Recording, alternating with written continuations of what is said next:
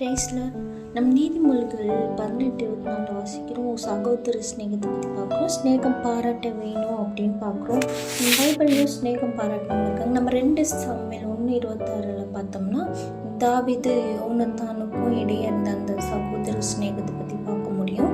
அதே மாதிரி யோவான் 15:15 ஏசப்பா நம்ம மேலே வச்சுருந்த சகோதர ஸ்நேகத்தை பார்க்க முடியும். அவர் சொல்கிறாரு, நான் உங்களை ஊழியக்காரன்னு சொல்ல மாட்டேன். ஏன்னா ஊழியக்காரன் எஜமா என்ன பண்ணுறாருன்னு அவனுக்கு தெரியாது. நான் உங்களை ஸ்நேகிதன்னு சொல்கிறேன்.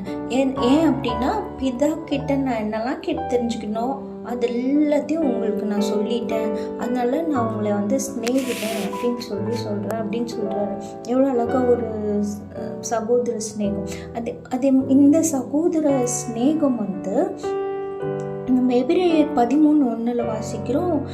சகோதர ஸ்நேகம் நிலைத்திருக்க கடவுது அப்படின்னு சொல்லிட்டு. எப்படி நிலைத்திருக்கும் அப்படின்னு பார்த்தீங்கன்னா, நம்ம 1 பேதுரு 1:22 வாசிக்கிறோம். மாயமற்ற சகோதர ஸ்நேகம், அதாவது இந்த சகோதர ஸ்நேகம் நிலைத்திருக்கும்னா மாயமற்றதாக இருக்கணும். அப்படி மாயமற்றதாக இருக்கணும்னா அதுக்கு அதே வசனத்தில் சொல்லியிருக்கு, நம்ம சுத்த இருதயத்தோட, அதாவது நம்ம மனசுக்குள்ள எதுவும் வச்சுக்காம நம்ம ஊக்கமாக நம்ம அன்பு செலுத்துகிறோம் அப்படின்னா அந்த சகோதர ஸ்நேகம் கண்டிப்பாக நிலைச்சிருக்கும் அப்படின்னு சொல்கிறோம். சரிங்களா? அதே மாதிரி தான் ரோமர் 12 வாசிக்கிறோம். சகோதர ஸ்நேகம் நம்ம ஒருவர் மேலே ஒருவர் ரொம்ப பட்சமாக இருக்கிறோம் அப்படின்னும் போது அந்த ஸ்நேகம் நிலைச்சிருக்கும் அப்படின்னு சொல்லி பார்க்குறோம். சரிங்களா? ஏன் இந்த மாதிரி நம்மளுக்கு சகோதர ஸ்நேகம் வேணும், அது நிலைச்சிருக்கணும் அப்படின்னு சொல்கிறோம் அப்படின்னு பார்த்தீங்கன்னா, நம்ம ரோமர் 10 ஆல்ரெடி ஒரு வீடியோவில் பார்த்தோம் இல்லையா, இந்த யூதர்களுக்கு தேவ மேலே ரொம்ப வைராக்கியம் நிறைஞ்சவங்கள தான் இருந்தாங்க. ஆனால் அவ்வளோ வைராக்கியமும் வேஸ்ட்டுன்னு சொல்கிறாரு. ஏன்னு கேட்டால் ரோமருக்கு அவங்க புறஜாதியிலேருந்து ரட்சிக்கப்பட்டு வந்தவங்க மேலே அவங்களால அன்பு செலுத்த முடியல, சகோதர ஸ்நேகமாக இருக்க முடியல.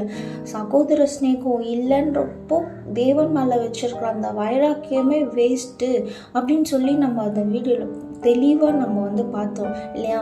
ஸோ நம்ம ஆண்டவர் மேலே வச்சுருக்கோம் வைராக்கியம். இப்போ நம்ம போயிட்டுருக்கோம் இல்லையா, கிறிஸ்துவ அறிகிற அறிவை நோக்கி தான ஒரு பயணம்.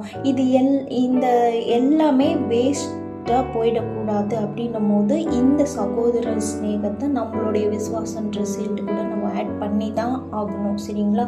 அது மட்டும் இல்லை, அது கூடவே அன்பையும் நம்ம ஆட் பண்ணணும்.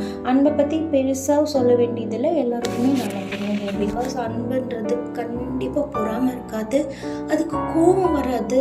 அன்பு சகலத்தையும் தாங்கும், சகலத்தையும் சகிக்கும். சரிங்களா? ஸோ இந்த 8 சப்ளிமெண்ட்ஸை நம்ம ஃபெய்த்துன்ற சீல்டு ஸ்ட்ராங் ஆக்கிறதுக்காக கண்டிப்பாக டெய்லியும் எடுத்துக்கோங்க. சப்ளிமெண்ட்ஸ்ன்றது ஒரு நாள் எடுத்துட்டோம், அது நான் ஆயுசு நாளுக்கும் தேவையான சத்தை கொடுத்துரும் அப்படின்னா அப்படி கிடையாது. நம்ம தினமும் எனக்கு ஒரு நாளைக்கு இந்தந்த சத்துக்கள் இவ்வளோ தேவை அப்படின்ற அடிப்படையில் நம்மளால சரியாக எடுத்துக்க முடியல அப்படின்னும் போது அதை சப்ளிமெண்ட் எடுத்துக்கிறோம் இல்லையா, அதை டெய்லியும் தான் எடுத்துப்போம். ஸோ நீங்கள் இந்த 8 சப்ளிமெண்ட்ஸும் தினமும் எடுத்துக்க மறக்காமல் இருங்க. அப்படி நம்ம எடுத்துக்கிட்டோம் அப்படின்னா நம்ம 2 பேதுரு 1:8 வாசிக்கிற மாதிரி இயேசு கிறிஸ்துவ அறிகிற அறிவில் கண்டிப்பாக வீணராக இருக்க மாட்டோம், கனியற்றவங்களாக இருக்க மாட்டோம். சரிங்களா? Thank you so much. பாய்.